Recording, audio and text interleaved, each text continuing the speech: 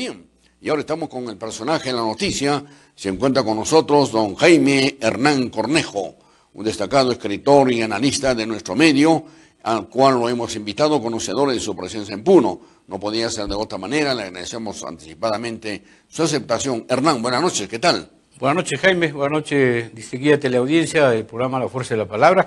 Complacido de estar nuevamente aquí, no es la primera vez, siempre para conversar y analizar nuestras realidades múltiples que, bueno, sacuden el pensamiento, el sentimiento de la población. Estamos viviendo una crisis terrible donde no hay autoridad que no sea un títere sin cabeza, ¿no? Sí, pues efectivamente. Tenemos una serie de temas que queremos aprovechar la presencia de Hernán Cornejo. Empezaremos por lo que en estos momentos, no digo que desestabilice el sistema democrático, pero sí lo debilita. Me estoy refiriendo precisamente a que la mayoría de oposición en el Parlamento Nacional ha generado una serie de cuestionamientos al actual Tribunal Constitucional en torno a la matanza de lesa humanidad en el Frontón, que podría repercutir inclusive si se sanciona de la forma como está planteando esta mayoría de oposición del Parlamento, inclusive la actitud que tuvo en aquel momento en su gestión el gobierno de Alan García. Pero en todo caso, ¿cuál es tu criterio y opinión de la actitud de la mayoría de oposición en el Parlamento ante la manifestación ya sancionada en el Tribunal Constitucional ante esta situación de lesa humanidad en el Frontón? Esto es un tema sumamente serio. Bueno, la población debería tener como idea fuerza y central de que en el país no hay justicia, hay legalidad. Y la legalidad se amarra, se amaña y se construye en función a intereses creados. Esto es lo que está pasando, por ejemplo, con la última lectura de la Comisión de Constitución del Congreso, donde salvaguardan al presidente de la República para que no asista personalmente a dar sus versiones respecto del caso Lava Jato. Y después la cambian por intereses de coyuntura para agitar el cotarro y cuestionar al presidente. Entonces se van manipulando las leyes, se van maquinando las cosas. Tienes la otra de la alimentación escolar, para que haya una definición en octaedros de lo que están, con alta calidad de azúcares, con alta calidad de sales, con alta calidad de sodio, etcétera, y se ha puesto ahora un semáforo para desconcertar a la población y estar al servicio de las industrias alimentarias.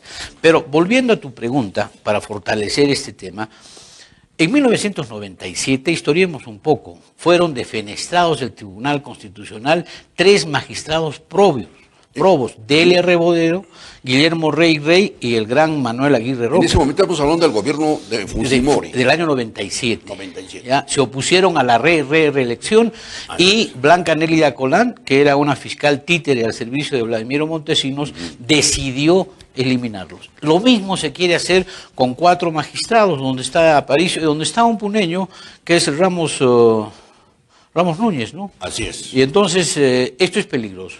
Y además el otro frente que están armando de la denuncia constitucional del vocero Santa María Salaverry, y también ahora se suma la congresista Vilcatoma, la cosa está bien delicada. Y paralelamente también se trata de generar acusaciones a la Fiscalía de la Nación. Claro, para Pablo Sánchez, ¿no? Y entonces ha salido otra noticia por IDL Reporteros hoy día y en el diario Comercio también, donde lo que dice Odebrecht es que Pedro Pablo Kuczynski, cuando era ministro de Economía, era una piedra de zapato para la extensión y apertura de los intereses de Odebrecht respecto a la Interoceánica del Sur. Y no quería por nada del mundo que saliera la Interoceánica del Sur. Después, Kuczynski se pasa a ser primer ministro de Toledo. Así es. ¿Ya? Y en ese trance, la Odebrecht lo nomina como consultor. Y ahí allana todo al servicio de Odebrecht. Y quien firma las adendas para que se construya la Interoceánica es Sota Nadal, ministro de Educación. Y entonces él se lava las manos. Esto es también altamente delicado porque está demostrando que todas nuestras autoridades no tienen valores intrínsecos de honestidad y de respeto a la investidura de las que están premunidos. Por supuesto que sí. En este rápido análisis que tú nos alcanzas, de una u otra forma, también creo que es importante tener ya un criterio, una definición y un análisis de parte de tu persona, en cuanto que el gobierno de Pedro Pablo Kuczynski también muestra debilidades, ¿no? Es un gobierno muy frágil que de una u otra forma no puede tampoco estabilizar el nivel de decisión que tiene el Poder Ejecutivo. Bueno, el expertise de Pedro Pablo Kuczynski es el negocio. Es el lobismo, es utilizar los intereses de las empresas y calcular dónde se destinan recursos y qué inversiones se realizan en función no solamente al objetivo central, que puede estar bien encubierto y revestido de grandezas, pero sí para obtener recursos y pingües ganancias de por medio. Entonces, no es un gobernante, no es un líder, no es una autoridad que esté planteando cosas. El mismo mensaje de la ministra Mercedes Arauz es una nulidad, es una vaciedad. No hay absolutamente ninguna reforma laboral, ninguna vista para la reforma del Estado, ningún fortalecimiento del sector educación, menos del sector salud. Es decir, estamos en una inopia y en una pobreza para hacer cierto ping-pong nada más, y no hay profundidad. Y este gabinete que se dice de lujo, encabezado por Mercedes Arauz, está ya planteando solicitar nuevamente facultades especiales al Parlamento Nacional. Para legislar en tópicos específicos, no en las grandes reformas laborales que se requieren para ver cómo se va a dinamizar y establecer mejores niveles de una gran reforma sería, por desenvolvimiento ejemplo, y productividad del Estado, claro, ¿no? Eso es pues central, eso es central. ¿A dónde vamos como país? Y entonces hay una gran desaceleración emotiva en la población que, por ejemplo, ahora está teniendo un ícono con el fútbol. Necesitamos creer en algo para sentirnos peruanos y diferenciarnos del resto. Porque, ¿cómo estás viendo esta masividad que casi linda con cierta paranoia, que tiene ciertos niveles de nobleza, de pureza y de entusiasmo real? Pero no tenemos otros referentes en el país. No hay a qué asirnos. Tenemos esa voluntad para defender y enfrentarnos a la contaminación en el lago Titicaca, ya hablando de nuestro lugar. Tenemos fuerza para insistir como sociedad civil en que se debe enfrentar los problemas de tránsito en la ciudad, el crecimiento caótico y desordenado. Claro. Es decir, cada vez somos más y cada vez hay más suciedad y hay más desorden en nuestra ciudad y en nuestra región en líneas generales. Y retornando a este análisis del Poder Ejecutivo, creo que es importante también conocer tu criterio en cuanto se refiere al trabajo que cumple el Parlamento Nacional y sobre todo los parlamentarios por el departamento de Puno. Bueno, no se conocen realmente cuáles son las propuestas y los proyectos que han presentado. Normalmente por todo ese viacrucis, tú conoces la experiencia que has tenido también como diputado, que a veces se aceptan, tienen que pasar a un correlato específico dentro del Congreso, etcétera, para poder validar. Pero tenemos hoy una visión política con Alberto Quintanilla y con Lescano, que ya no es un congresista puneño, pero bueno, de alguna manera tiene una visibilidad y una vigencia, pero como cuerpo puneño no hay una propuesta orgánica. Además, el ex rector Lucho Ávila está como parte del grupo Nueva Mayoría, el otro está como parte de los grupos y no hay una consorciación, no hay un corpus puneño que busque leyes especiales para Puno o que fortalezca, por ejemplo, lo que está planteando el Ejecutivo de los PETAR, ¿no es cierto?, los proyectos de tratamiento de aguas residuales, que eso es clamoroso, ya debería haber salido, ya debería más o menos saber cuál es la direccionalidad que se tiene, ¿no? Por supuesto que sí. Este punto quiero tratarlo en cuanto surja una inquietud mía hacia tu persona sobre un análisis de la coyuntura regional, especialmente en cuanto a la gestión de los gobiernos locales y el gobierno regional. Pero antes de ello, como tú de una u otra forma lo has insinuado, en estos momentos, y es una gran realidad, vivimos realmente una euforia con el fútbol, ¿no? El gobierno, por ejemplo, acaba de anunciar con un comunicado del Ministerio de Trabajo de que si el Perú dentro de pocas horas realmente llega a clasificarse al próximo Campeonato Mundial de Rusia en el 2018, se estaría decretando un feriado. Yo personalmente pienso que no podemos llegar a este tipo de apreciaciones, pero al margen de todo esto, el fútbol de una u otra forma también sería una cortina de humo para que el gobierno de Fujimori, el gobierno de Pedro Pablo Kuczynski pueda de una u otra forma poner en libertad a Fujimori. Ay, pues esa es una espada de Damocles que pende sobre la democracia y la legalidad, ¿no? Así es. Porque no hay merecimientos más que cálculos políticos y coyunturas. Además que sería una situación ya de especulación quebrarle el ánimo a Keiko Fujimori, que ha demostrado que es una mujer de grandes debilidades emocionales. El no haber saludado al presidente Kuczynski cuando salió electo, así sea por 40.000 o 30.000 votos de diferencia, demuestra profundos niveles de rencor y de desconcierto emocional. Ha debido entrar a la ruta de la cordialidad y el entendimiento para establecer propuestas conjuntas de gobierno. Y esto es una muestra que deben de aprender todas las corrientes e ideologías políticas, de mantener el protocolo mutuo, ¿no? Y si es una pelea y es un combate legítimo de obtener los votos y no ha habido fraude como se insinuó.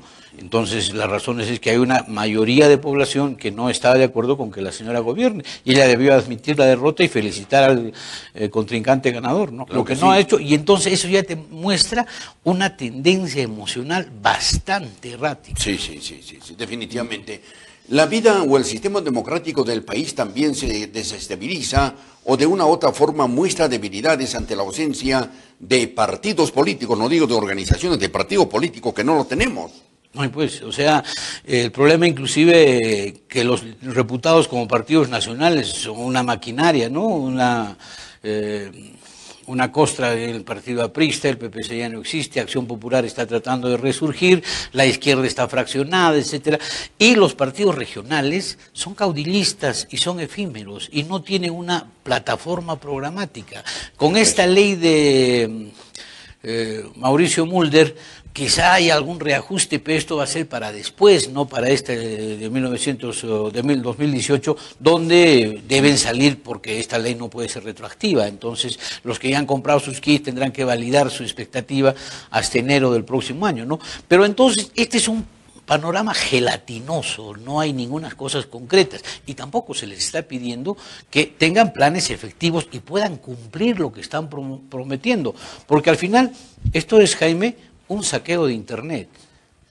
Entonces ponen cosas, se enumeran y más o menos pasan las vallas que significan las presiones y las peticiones que hace el Jurado Nacional de Elecciones. La coyuntura política del país no es novedosa, ¿no es cierto?, en comparación a años anteriores o a periodos de gestión política también anteriores a las actuales.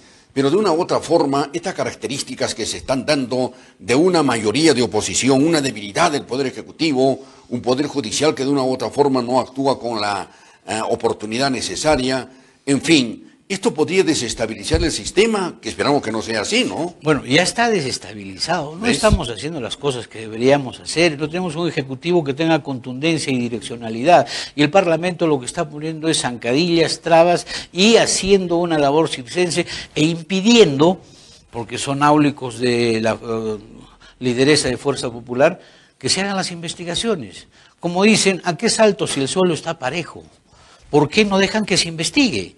Y la justicia determinará si son culpables y cuál es el grado de culpabilidad, y después de que el Ministerio Público acuse, ya evaluarán los jueces y sentenciarán o absolverán la situación oportuna. ¿Por qué se oponen?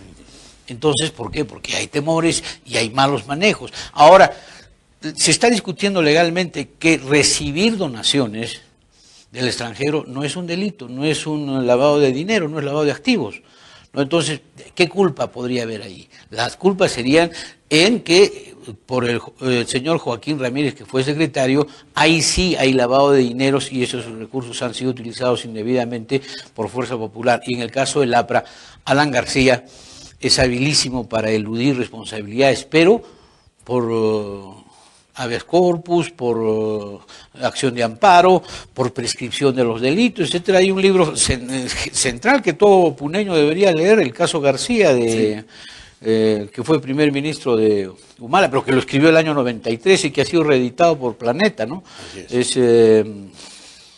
Bueno, no me acuerdo su nombre. Sí, ya está en venta el libro, ¿no? El caso García, exactamente. El caso García, ¿no? Es excelente, ¿no? Sí. Bueno, pero frente a esta situación, la coyuntura política en el país es un tanto nebulosa, definitivamente, ¿no? Y esto genera desconcierto, genera de una u otra forma una manifestación de insatisfacción en la gran mayoría nacional. Claro, y no hay seguridad ni confianza en que las intervenciones del Estado den resultados.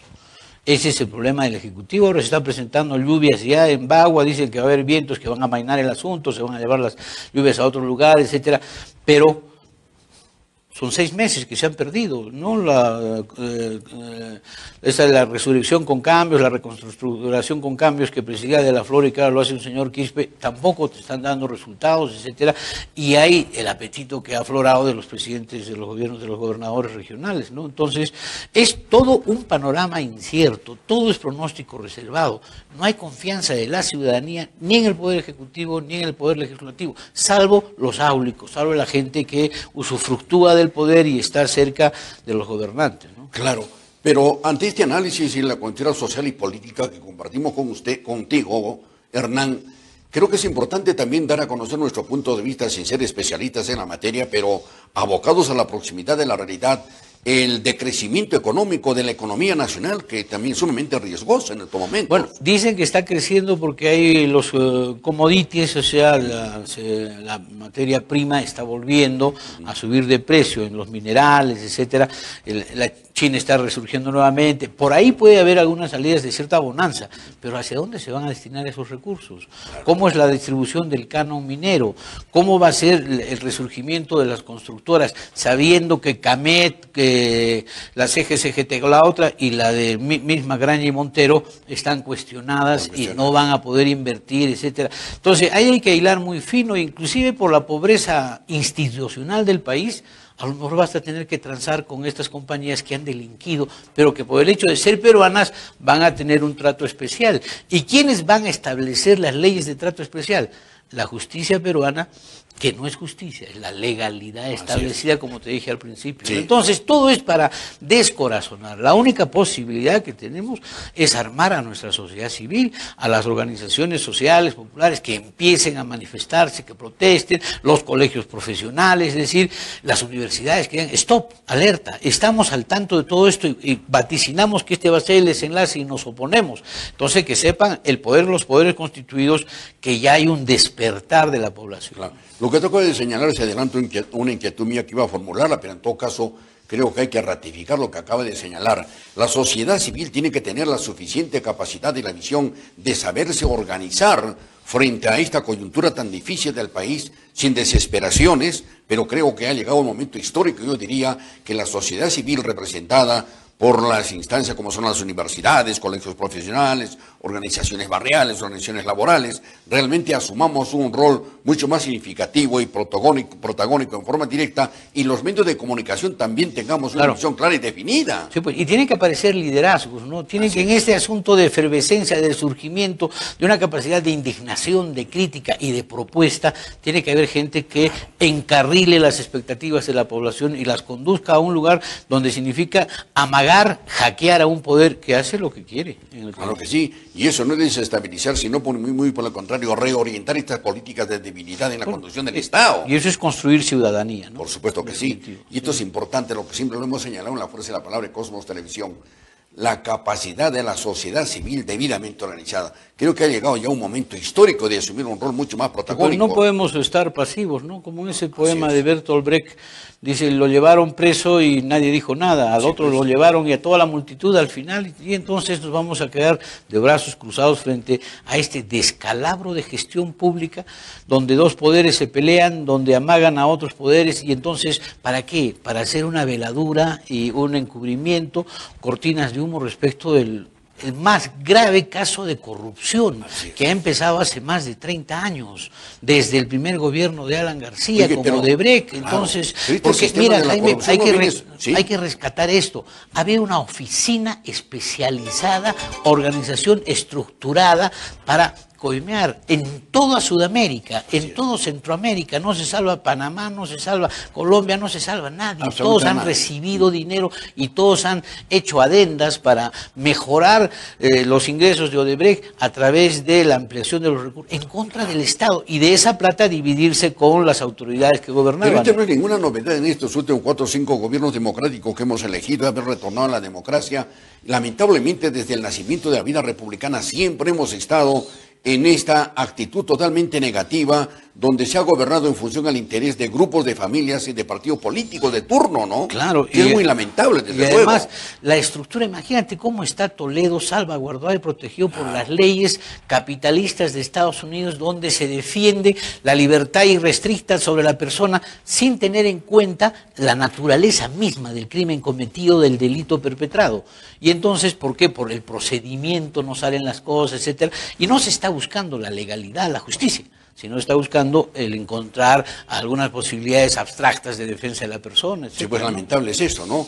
Pero al margen de todo este análisis, creo que es importante también tener un criterio y un conocimiento de lo que sería el neoliberalismo que impera definitivamente en el manejo de las economías y el comportamiento de la sociedad peruana. Y es el neoliberalismo, y yo no estoy diciendo una enormidad, es el causante del cambio climático, es el causante de la destrucción de la naturaleza.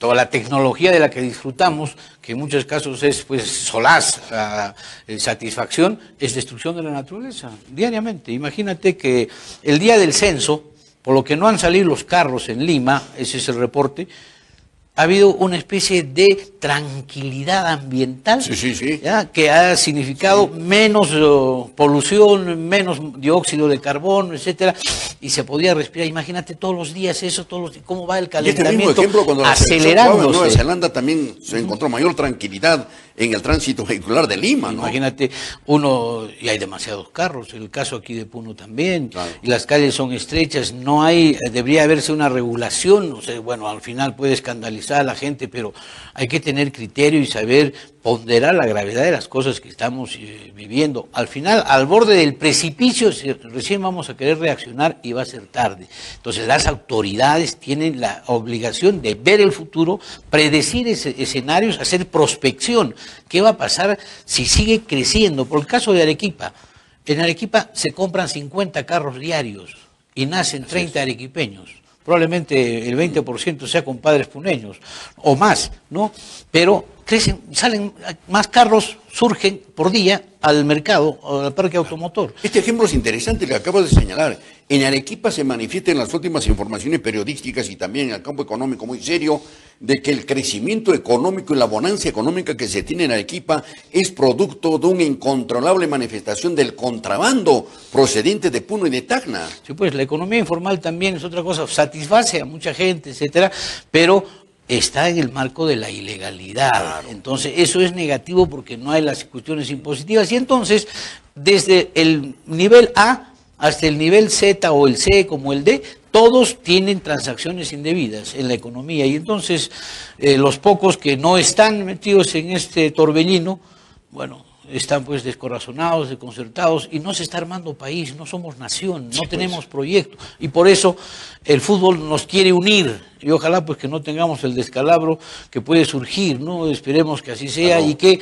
este sea una pica en Flandes, como dicen, es decir, a partir del fútbol se empiece ya a reorganizar. Yo te comento una cosa así para aliviar ya la conversación política. Sí. No había ningún parlamentario que después de habernos clasificado para pelear el repechaje, diga desde el Congreso, ahora sí es oportunidad de hacer los cambios debidos a nivel de los clubes deportivos, que se tenga otra visión, claro, y entonces que se hagan los famosos campeonatos escolares que había en la época de Nagaro de nivel nacional, donde salió por ejemplo el equipo de Guadalupe, que a nivel de colegios goleó 11-0 a Bolivia, le ganó a Chile 5-0 en Lima, etcétera, y ahí salió pues el Trucha Roja, salió La Fuente, salió Salem, hubieron varios cracks peruanos, ¿y por qué no podemos tener eso ahora? Sotil, ¿no?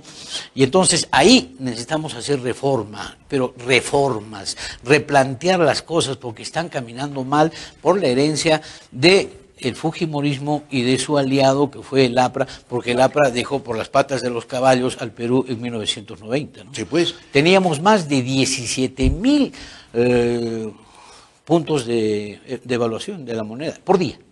Así es. Muy bien, cambiando el tema de la corriente política, pero lo que acabo de insinuar en reorientar una política en el campo deportivo es fundamental. Es básico, pues. Mira, indudablemente que la selección de fútbol, hablemos un poco de fútbol, yo lo reservaba para el final porque luego voy a formular una pregunta al intelectual después que lo estoy preparando. Y cada vez que lo escucho y lo leo los artículos de Hernán siempre me llena de satisfacción y uno se enriquece por ese bagaje tan rico de florear el verbo en tiempo y en espacios y los personajes. Esto es interesante. Mira, lo que acaba de señalar creo que es una reflexión que tenemos que tomarla en cuenta, amigos televidentes. Estamos hablando de un partido importante como el que se va a jugar fútbol el día de mañana a las 9:15 de la noche. Y si logramos, vamos a ingresar a un campeonato mundial de fútbol después de 33 años y un poco más. Pero también es cierto lo que tú acabas de decir. No se han generado políticas realmente tendientes a generar la reforma o la reestructuración, aparte del Estado, de la política deportiva. Porque no fomentamos la niñez y la juventud, una formación integral, anímica, psicológica y de una alimentación y de una infraestructura que nos permita ser realmente un país competitivo, pues. Ahora mira, las reformas están viniendo de afuera. La Conmebol, que de acuerdo a lo que expresan los nuevos directivos de la Conmebol, que ya no hacen negocio como lo hacía anteriormente eso es el paraguayo, sino quieren hacer reformas por el deporte y están planteando que los equipos que clasifican a la Copa Libertadores ya deben tener equipo de fútbol de mujeres. Así es. Y entonces esto no va a ser inmediato porque tú sabes es un proceso, pero debe empezar ya con una propuesta para el 2018 y después el 2019 ya cada equipo, ese Cristal, Melgar, los equipos de Alianza, etcétera, ya deberán tener lo que fueren, ¿no? Equipo de mujeres y entonces también los juveniles, la reserva, pero que no sea tan encriptado el tema, que sea mucho más amplio y que no tengan pues las deudas que tienen los equipos, ¿no? El problema del deporte es que no tenemos infraestructura para nuestra niñez, nuestra juventud. Tú ves aquí en el departamento de Puno, no tenemos una vía deportiva que pueda alentar. Por ejemplo, el deporte base, el atletismo en Puno ha crecido, ha surgido en los últimos años. Somos competitivos con triunfos en Latinoamérica y en competencias mundiales. Pero eso es una insinuación individual, aislada de gente del área rural que se ha venido preparando en el deporte base, que es el atletismo. Los escenarios deportivos. Hace 50 años, en 65, se inauguró el estadio Enrique Torres Belón. 52 años, exactamente. Claro. Era uno de los mejores estadios del país, el Nacional, piedra, ¿no? el Nacional y el de San Marcos. Así es. Y ahora estamos en la cola de la cola, ¿no? Todos los estadios son más grandes. Y no era así. Cusco, Arequipa, más estadios y piscinas y coliseos deportivos. Juliaca nomás tiene 4. Nosotros no podemos pasar del Enrique Torres Belón con el fútbol y del Rodríguez Ponce de León el coliseo. No tenemos más coliseos. ¿Por qué no se construye esa infraestructura? No hay infraestructura. No hay visión en las autoridades o no hay recursos, no se apalancan recursos porque tú sabes que el presupuesto viene maniatado, ya se programa, pero hay que empezar a inaugurar nuevas partidas para el fomento de la cultura, inclusive. Tú tocas la puerta de la Municipalidad Provincial de Puno o de cualquier otra y te dicen no tenemos recursos cuando quieres un proyecto de orden cultural artístico.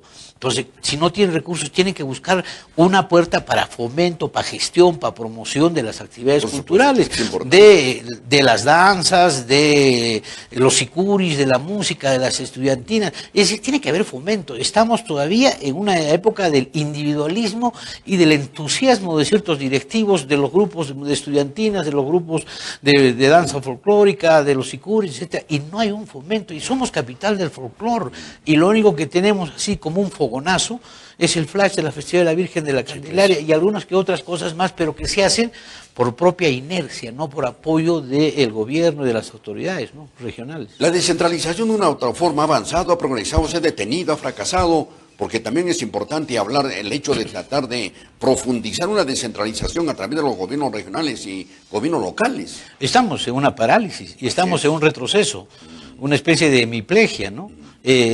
Ahí la recentralización, cada vez más los ministerios sociales dependen de los gobiernos regionales en sus sectores, educación, salud, dependen de los ministerios de Lima para un conjunto de decisiones y es una especie de circuito, el ministerio al gobierno regional a las direcciones y ahí se rebota y se vuelve a un informe anodino. Es decir, hemos retornado nuevamente a una política centralista. Hay una recentralización definitiva en recursos, en normativa, en todo. Y aquí, ¿dónde encontramos las responsabilidades? En los propios gobiernos locales, en los propios gobiernos regionales que no han tenido desde adentro la capacidad de poder infligir nuevas propuestas y de reorientar y profundizar la descentralización. Claro, el problema es que los gobernantes que salen es con su propuesta de construir obra física. De hacer, claro. Y entonces, ¿dónde está el desarrollo humano? ¿Dónde está la mejora de las capacidades, de las disposiciones, del intelecto, de la motivación hacia la población?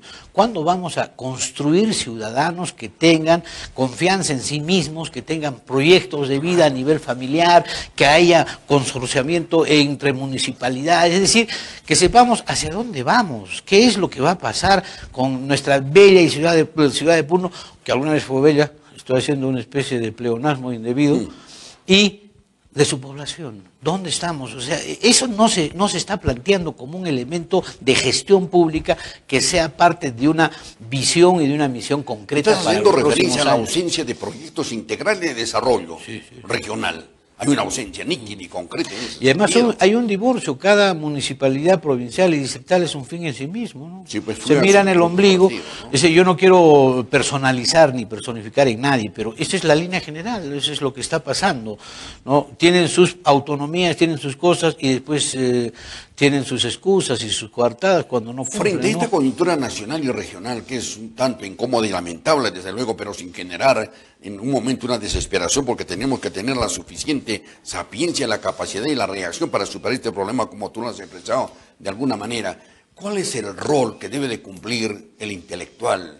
¿Cuál es el rol que le asume históricamente al escritor, al analista, aquel hombre que plasma como tú ideas, inquietudes? Bueno, es el problema, ¿no? Porque en una sociedad capitalista donde se consagra el individualismo, es bien nulo ya el papel del intelectual. Puede ser una clarinada de alerta, puede ser alguna impaciencia, alguna imprecación, pero no hay unas propuestas, y eso debería de alguna manera canalizarlo el Instituto Nacional, la Dirección Regional Desconcentrada de Cultura, la municipalidad, etcétera, armar debates, armar propuestas y hacer que esto se consolide, convocar a tantos artistas, tanta gente pensadora, pensante que hay en Puno, para que establezcan documentos y haya seguimiento sobre eso. Es decir, ejercicio, calistenia, permanencia y armar una propuesta sólida de gente que está preocupada por el destino de Puno, ¿no? Donde podemos encontrar varias personas, pero que debemos tener la obligación de sentar bases, de hacer seguimiento y de obtener resultados. Claro. Y además también de despertar a nuestra ciudadanía, ¿no? Nuestra ciudadanía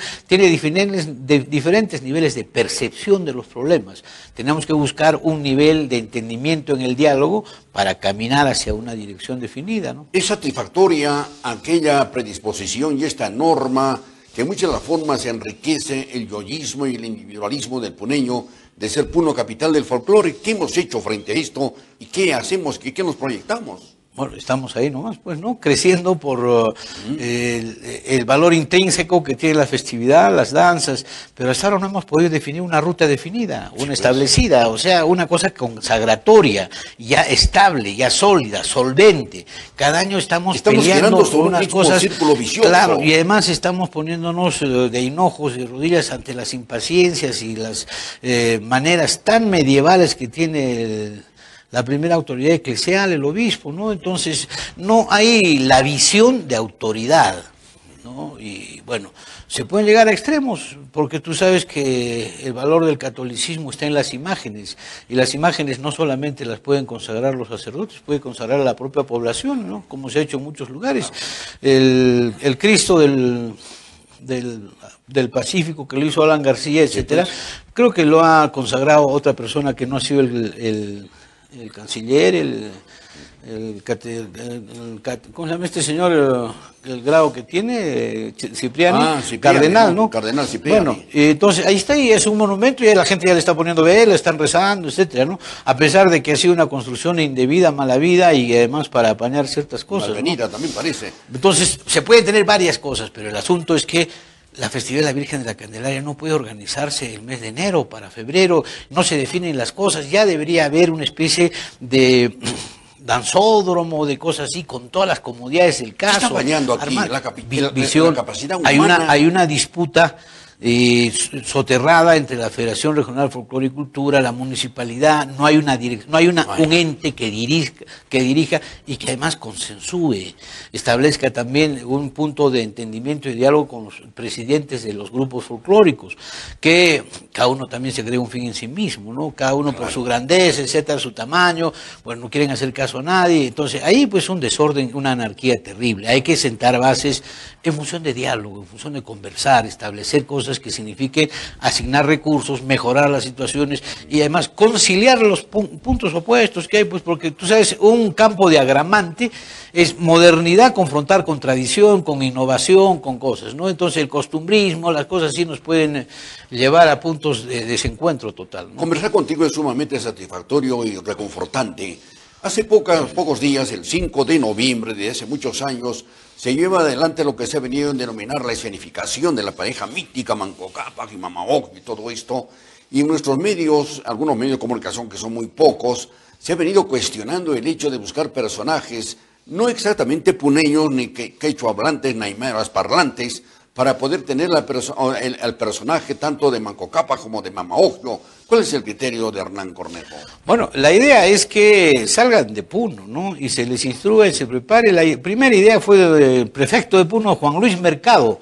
En 62, 63 claro. Empezó a crecer esto. Entonces hay que fortalecerlo, pero también hay que darle recursos. Si no va a estar en una anomia, en una inopia, en una pobreza total, ¿no? Y en un circuito. Yo una vez conversando con César Suárez le dije, con la idea fundativa que tuvieron que salía desde la isla de Anapia, en un viaje, un periplo, que llegaba a la ciudad de Puno y después unía, encadenaba con la fiesta del que se hace en Pucará, el Capajñán, después la que se hace en Tinajani, y llegar a la raya. Claro. Y de ahí, pues, que se vaya al Inti Raymi. Entonces, todo un proceso que tendría un valimento extraordinario en Sudamérica, porque desde la salida fundativa del lago Titicaca, etcétera, hasta el Inti Raymi. Pero hay rechazo de los cusqueños, ¿no? Porque ellos creen que los hermanos Ayer son los que fundaron el imperio, etcétera. Esas, pues, son las pequeñeces domésticas de los chauvinismos regionalistas, etcétera. Pero haciendo nosotros la salida con recursos, y llevando a Manco Cápac hasta la raya, hasta Tinajani o más arriba, ya hemos hecho un circuito que tiene un cronograma anual, ¿no? Que arranca en noviembre y, bueno, se puede armar, si no es para noviembre, después con Pucará, con Tinajani, con todo un proceso de viaje. Ya no, como decían los niños, ¿de dónde va el Manco Cápac cuando sale del lago Titicaca? Al estadio. Ya, esa es una ocurrencia, ¿no? Debe irse pues hasta el Cusco, ¿no es cierto? ¿Por qué se queda en la ciudad?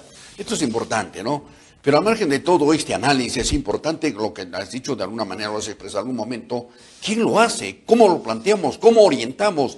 ¿Qué hacer ante todas estas debilidades? Ahí viene lo que hemos conversado. Es que tienen que apalancar recursos y hacer partidas presupuestales que vayan creciendo, de destinar. Esos son nuestros estrategas de presupuesto y planeamiento, de las municipalidades, del gobierno regional. Están encasillados en manejar el presupuesto con los mismos parámetros de hace 30 años.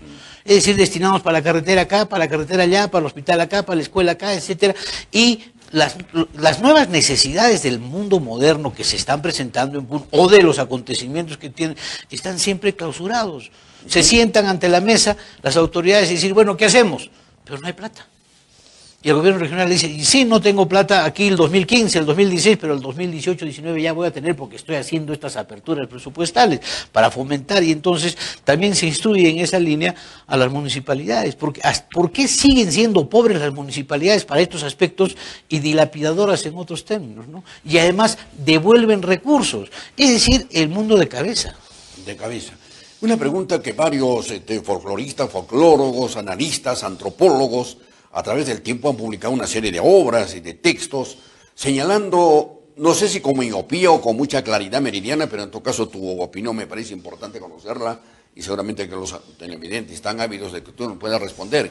¿El folclore de una u otra forma se convierte en una miopía, en una instancia que detiene el desarrollo y el progreso de los pueblos y esto estaría incidiendo acaso en Puno? No, pues, o sea, como palabra folclore ya un poco que se ha desterrado, estamos arrastrando el tradicionalismo, ¿no? Ahora más es conveniente hablar de arte popular, de toda la fuerza ingénita, creativa, a través de la artesanía, de los tejidos, de la textilería, de la cerámica, de todo eso, que no viene de la academia ni del canon establecido para que tengas tú una certificación, es saber popular. Ese saber popular ya no es el de John Toms, ¿no? Porque en el caso histórico de Puno esto viene de generación en generación. Claro, y tiene un valor ideográfico, semiótico, de significados en la textilería, por ejemplo, ¿no? Entonces, tienes varias cosas que hay que resaltarlas, pero no se puede asociar folclore con alcohol. Eso es indebido y ahí se está cayendo en un error. Y entonces lo folclórico, y aquí yo quiero hablar personalmente, por ejemplo, del caso que yo he protagonizado desde niño, con la agrupación Puno de arte folclórico y teatro. ¿Por qué? Porque mi padre se enfrentó a mucha gente y dijo, lo folclórico sí puede ser artístico. Y no es del desván, no está olvidado, sino que hay una energía en la población, al menos del campo, que tiene modos de alegrarse, de divertirse, de sentir, de enamorar, de guerrear, de ironizar. Y eso se ha llevado al teatro por la PAFID, al extremo que muchas danzas que se han captado han sido tan extraordinariamente captadas que la misma población del campo ya las utiliza y las danza a semejanza de lo que hacen en la PAFID, o otras se han llevado al escenario nacional y son parte ya del patrimonio nacional de danza y de identidad. Tienes y se ha tenido la capacidad, ¿no? en ese caso concreto, no porque estés aquí, si no rindo homenaje también a don Carlos Cornejo Roseño, tu señor padre. En la PAFID, a través de tu padre, ha tenido la capacidad de precisamente llegar a tener ese contacto directo con los intérpretes de nuestra propia cultura a través de la música y la danza, con la cual no se ha distorsionado en sus propios valores. No, pues a ver, lo que se llama la proyección folclórica. Tú ves ahí el sentimiento tan imbuido de trascendencia, etcétera, cuando danzaban, te hablo de 40, 50 años atrás, cuando no había esta explosión ya de las danzas autóctonas, de las danzas de luz, etcétera, y el campo tenía otra lógica de expresión, no había las comunicaciones, entonces esos aislamientos fortalecían los valores intrínsecos de cada lugar, pero tenía cierta monotonía, cierto ciertas cosas, pero había que captar la esencia, la idiosincrasia, cómo es esta gente. Entonces, para eso no tienes que ir a captar como un reportero norteamericano, tomas fotos, grabas y listo, haces negocio, sino tienes que embeberte de lo que sienten. Te cuento una anécdota, fueron a captar con el ingeniero Alberto Barreda Cuentas, con el director regional de Agricultura, el año 68 para el tricentenario en carnavales, a Arapa, el carnaval de Arapa. Y la esposa de uno de los directores, argentina, le dijo a mi papá, doctor Cornejo, con esto no se puede hacer absolutamente nada. Viendo el carnaval de Arapa. Espera, le dijo mi papá. Se ensayó en el Coliseo Martínez Mariño, se empezó a trabajar las cosas con la música de don Cástor Vera, un extraordinario compositor y creador, y vino el ritmo, vino el movimiento, vino la estética, la disciplina orgánica, etcétera, la proyección, y se presentó Arapa. Y el maestro de ceremonias fue Hugo Carvajal Dueñas, el famoso carnaval de Arapa, y fue pues apoteósico, la gente aplaudió, la gente se emocionó, fue un poema. Y la señora argentina que le dijo a mi papá que con eso no se podía hacer nada, no le dije, Carlos, no dije que esto es una maravilla. Entonces, ese es el trabajo, ¿no? Ese es el trabajo. Eso es, pero para eso pues tiene que ser muy modesto, creativo y respetuoso de las costumbres, no como ahora que se están inventando danzas, inclusive creo que ya hay carnavales, caporales en su tinta, y cosas así especiales. La gente inventa danzas, pues, ¿no? Y acá viene y no tienen asidero. ¿No? Justamente en el tema que tú estás enfocando de una u otra forma, casi al final de la entrevista, han surgido una serie de publicaciones, revistas, libros, panfletos, sonetos y cosas por el estilo, donde tratan de crear el surgimiento de nuevas danzas y una distorsión de la propia historia y la cultura de Puno. Sí, pues, o sea, no me gusta así a mí hacer malas ausencias, pero por ejemplo el caso de esa historia de Puno del historiador René Calcín es muy delirante en varios aspectos. Aparecen danzas desde la época de los Puquín, etcétera, porque los cronistas las mencionan, pero no establece en su criterio historiográfico de responsabilidad qué danzas son y cuál es el concepto de danza. O sea, ¿es la danza la representación la que tenemos o es una costumbre masiva de asistir, etcétera? No establece la música, no establece la vestimenta, pero dice que había tales y tales y tales danzas, y al final tienes una especie de visión rupestre de costumbres que no tienen ningún asidero sino en cronistas. O sea, esa clase de historia ya no sirve, ¿no? O sea, y yo te puedo mostrar, y esto no es una herejía, que el sicuris de Taquile, la vestimenta del sicuris de Taquile, con todo el airón de plumas, con todos los abanicos y las fajas, etcétera, igualito en Asturias, en Galicia, en la isla de Pontevedra, ONS, la isla de ONS, hace 100 años, bailando. Igualita, igualita. Ese es cuando había la extirpación de idolatrías. Pero decir esto ahora es como para que a uno lo puedan acribillar y lo traten de irresponsable, etc. Pero esos han sido pues los flujos, han sido 300 años de colonia, no un poco menos, pero ha habido pues vasos comunicantes, ha habido extirpación de idolatrías, pero ha sido asimilación también de nuevas costumbres, de nuevas cosas. Entonces, se necesita realmente una verdadera historia que vaya a los archivos y no haga un recuento de los documentos visibles que puedes tener en una biblioteca. Hay que ir a los documentos, a los legajos del Archivo General de Indias, de Sevilla, de Potosí, de La Paz, esta es otra cosa. Historia, claro. ¿no? Sí, sí, sí. De o sea, mucho continuidad y de más verosímil, ¿no? Y de vasos comunicantes, como tú dices, pues porque todo esto forma parte de ello. Nos vamos. Y seguramente que también muchos oyentes dicen, ¿por qué no formula esa pregunta de lo que últimamente ha corrido ya en círculos culturales y de folclore de Puno, en la festividad de la octava de la Virgen de la Candelaria, que la federación que rige estos espectáculos y esta organización ha determinado que se va a desarrollar en 2 fechas, precisamente esta veneración a la Virgen de la Candelaria en 2 días? ¿Cuál es tu opinión? Bueno, habría que ver cuál es el programa, ¿no? Pero de todas maneras, en un solo día, que bailen tal cantidad de danzas, y empiece la presentación a las 8 y termine al día siguiente a las 6 de la mañana, es un desorden total, ¿no? Entonces eso tiene que plantear mayor disciplina en los conjuntos. Hay conjuntos que tienen 1.500 bailarines y que los 1.500 bailarines bailan las primeras 3 cuadras. Y después van desapareciendo porque son cuadrillas, son gente que viene de Arequipa, del Cusco, de Tacna, etcétera. Entonces es un desorden y ahí debería ponerse disciplina y cautela. ¿Por qué no se están ganando los equipos o los conjuntos que tienen mayor organización y disciplina? Los del ejército, tienen un nombre especial, y la Policía Nacional. ¿Por qué? Porque empezaron hace 10 años, 15 años, no recuerdo la fecha exacta, como policías, pero después ya han formado familia. Ya han bailado, han casado, tienen hijos, etcétera, y ya es un grupo organizado. Empiezan los 500 o 600 o 1000 y terminan los 500, los 600 y los 1000. Entonces no es como en el otro que es desbande, falta autoridad, falta organicidad, y si le hacen en 2 días habrá que ver cómo segmentan, cómo segregan, qué es lo que hacen, y bueno, hay que ensayarlo previamente también, sí, pues, para que no sea un salto al vacío, ¿no? Hernán, muchas gracias, hemos hecho abuso de tu tiempo, no, al y tu contrario. disponibilidad de compromiso, nos sentimos sumamente complacidos de haber dialogado contigo. Espero también, Jaime, no haber cansado a la distinguida audiencia que tienes. Soy muy vehemente en algunos casos, pero es la pasión puneña, ¿no? Y el sentimiento de vivir en un lugar que te trae tantos recuerdos y que te exige tantas cosas. Y como decía Borges, de Buenos Aires te odio, pero porque me causas espanto, también será que te quiero tanto. Que te quiero tanto. Yo tengo entendido que yo quisiera seguir conversando con Hernán porque es apasionante hablar de la cultura, la lectura.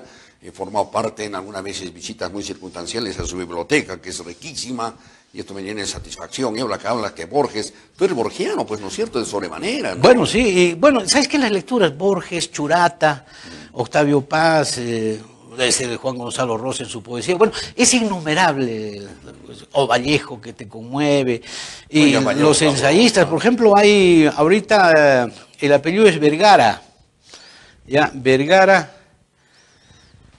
que es un descendiente de puneños, Vergara, Paniagua Vergara Daniels. Bueno, el señor Paniagua Daniels, contemporáneo del papá de J. Alberto Cuenta Zavala, del senador Carlos Barreda Ramos, etcétera, es un gran educador. Se casa en Lima y tiene 2 hijos. La hija se casa con un señor Vergara. Entonces, este es Vergara Paniagua, que es el más importante historiador peruano en este momento. Sí. Ha escrito Ciudadanos sin República, etcétera. Ha estado en el High Festival en Arequipa con Mirko Lauer, etcétera. Y han hablado de las inoperancias, de la disección y el fraccionamiento del país, ¿no? Pero es pues de descendientes puneños, igualito que la señora historiadora María Rostorovsky, de Díaz Canzó, que es María Rostorovsky Tovar, ¿no?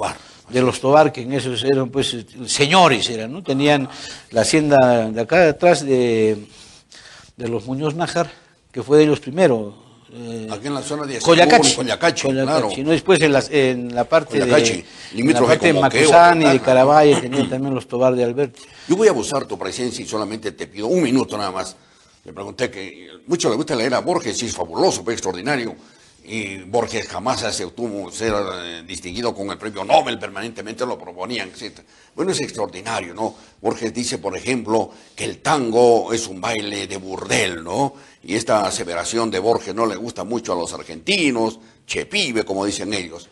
Pero en las oportunidades que hemos conversado sobre Borges, tú incansablemente me recitabas una poesía de él, ¿te acuerdas? Bueno, sí, varias, pero ahorita no. Pues, No quieres, ¿no? Pero hay una que es muy bonita, ¿no? Dice Límites. Hay una línea de Verlaine, que no volveré a recordar. Hay una calle próxima que está vedada a mis pasos.